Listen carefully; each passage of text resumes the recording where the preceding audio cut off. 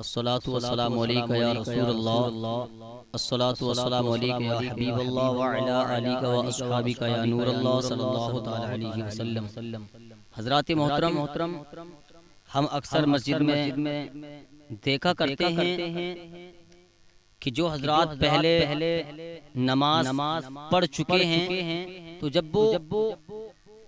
نماز سے فارغ ہوتے ہیں اور جب باہر کو آنے کی کوشش کرتے ہیں اور آتے ہیں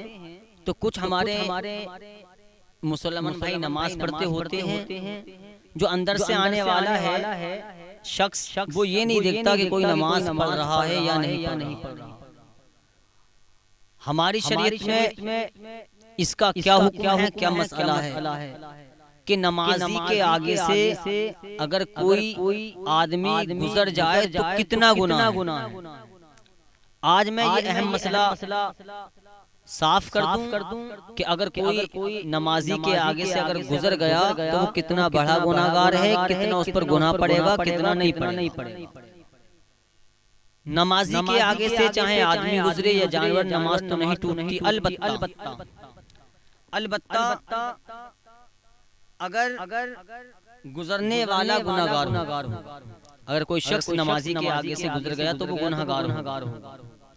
اور گناہگار اگر نمازی کے سامنے جانے والا جو گزر چکا ہے تو وہ گناہگار ہوگا، اور اگر اس کو یہ پتہ چل جائے کہ میں جس نمازی کے آگے سے گزرا ہوں کہ اس کے گزرنے کا اتنا بڑا گناہ ہے تو وہ 100 برس تک کھڑا رہے گا، اور آگے کتاب میں لکھا ہوا ہے کہ وہ یہ تمنا کرے گا اس سے تو اچھا یہ ہے کہ میں زمین میں دھس جاؤں۔ تو بہتر یہ ہے پیارے دوستو، بتانے کی کوشش میں یہ کر رہا ہوں کہ اگر ہم نماز پڑھ کر پہلے فارغ ہو جائیں، جو ہمارا مسلمان بھائی، جو ہمارا بھائی نماز پڑھ رہا ہے تو ہمیں تھوڑی دیر تک ٹھہر جانا چاہیے، ہمیں تھوڑی دیر تک ٹھہر جانا چاہیے۔ اس کی نماز جب پوری ہو جائے تب ہم اس کے آگے سے گزریں،